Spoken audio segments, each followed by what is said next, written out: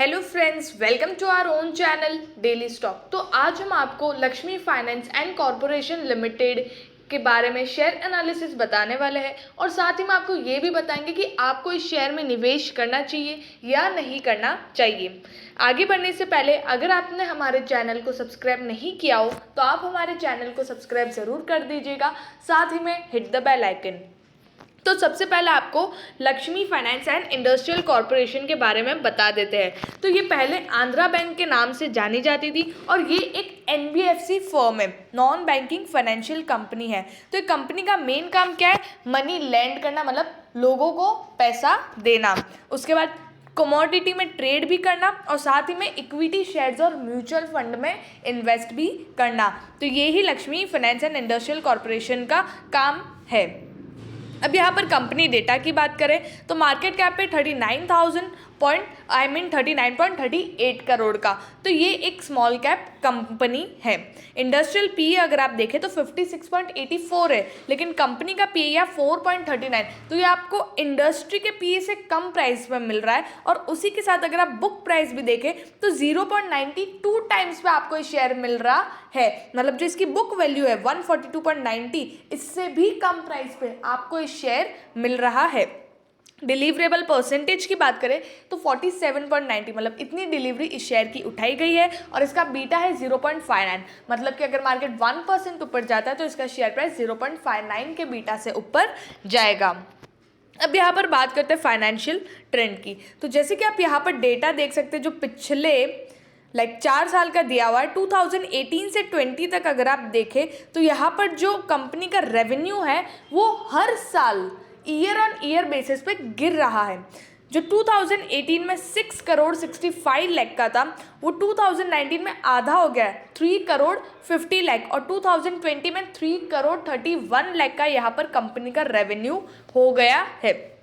तो कंपनी का यहाँ पर रेवेन्यू बहुत ही बुरी तरीके से गिर रहा है और उसी के साथ जो कंपनी के प्रॉफिट्स है, जो 4 करोड़ 62 लाख कंपनी का प्रॉफिट था वो 2020 में 6 करोड़ 58 लाख के लॉस में आ गया।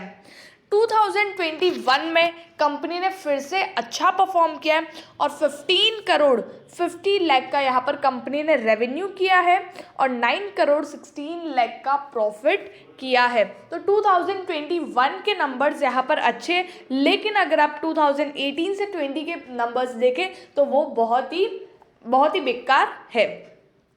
शेयर होल्डिंग पैटर्न की बात करें तो वो भी इतना खास नहीं है, अच्छा नहीं है। प्रमोटर के पास सिर्फ 47% का स्टेक है, उसके बाद डोमेस्टिक इन्वेस्टर के पास 0.03% का स्टेक है। पब्लिक जो रिटेल इन्वेस्टर्स होती है एट द एंड, जो हमेशा ऐसे शेयर्स में फंस जाती है, तो उनके पास है 52.96% का स्टेक और others 0.01%। Mutual fund, life insurance, उनके पास 0.01% का स्टेक है। तो ये कंपनी की शेयर होल्डिंग पैटर्न है जो इतनी अच्छी नहीं है। रेवेन्यू स्टेटमेंट की बात करें तो दिसंबर में कंपनी का सेल्स ऑफ 5 करोड़ का, मार्च में 2 करोड़ का, जून में 4 करोड़ का। तो यहाँ पर अगर आप सेल्स, जो कंपनी का रेवेन्यू, उसके भी नंबर्स अगर आप देखें तो वो इतने खास नहीं है। प्रॉफिट अगर आप देखें, नेट प्रॉफिट, तो दिसंबर में 5 करोड़ का प्रॉफिट, जून में 2 करोड़ का प्रॉफिट और मार्च में नो लॉस नो प्रॉफिट। तो यहाँ पर ये जो रेवेन्यू स्टेटमेंट के नंबर्स है क्वार्टर ऑन क्वार्टर बेसिस पे, तो वो भी इतने अच्छे नहीं है। तो शायद 2022 का जो रिजल्ट होगा वो शायद अच्छा ना भी हो। अब यहाँ पर बात करते हैं रिटर्न रेशोज की। तो यहाँ पर जो रिटर्न रेशोज 2018 में था 10.96% का, वो 2019 में 4.29%, और जब 2020 में जब कंपनी लॉस में गई थी तब -19.53% का ROE था। रिटर्न, जो कंपनी की इक्विटी है उसको कंपनी कैसे यूज़ करके प्रॉफिट लाई थी, प्रॉफिट नहीं लाई थी। 2020 में लॉस था कंपनी को, तो रिटर्न भी कंपनी का लॉस में ही, नेगेटिव में ही होगा। ROC की बात करें, मतलब कंपनी का जो कैपिटल है उस पर कंपनी कैसे वर्कआउट करके रिटर्न देती, उस टाइम भी लॉस में थी, मतलब लॉस में ही है।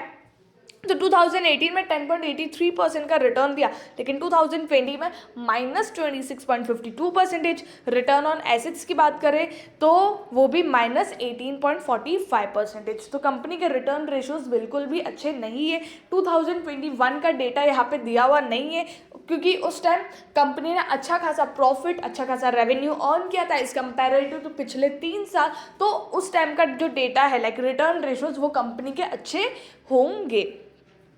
लेवरेज रेशियो की बात करें तो कंपनी डेट फ्री है, ये एक अच्छी बात है। और इंटरेस्ट कवरेज रेशियो वो -30 388.55। इट मीन्स कि मतलब जो इंटरेस्ट पे करने की कैपेबिलिटी वो कंपनी की अच्छी नहीं है। भले ही कंपनी के पास डेट नहीं है, लेकिन जो शॉर्ट टर्म लाइबिलिटीज़ होती है वो सारी कंपनीज के पास होती है, और उसमें भी कंपनी को इंटरेस्ट पे करना पड़ता है। तो कंपनी उस मामले में, इंटरेस्ट पे करने के मामले में भी अच्छी नहीं है। तो फंडामेंटल्स अगर आप देखें तो कंपनी स्ट्रॉन्ग नहीं है, मतलब अच्छी नहीं है।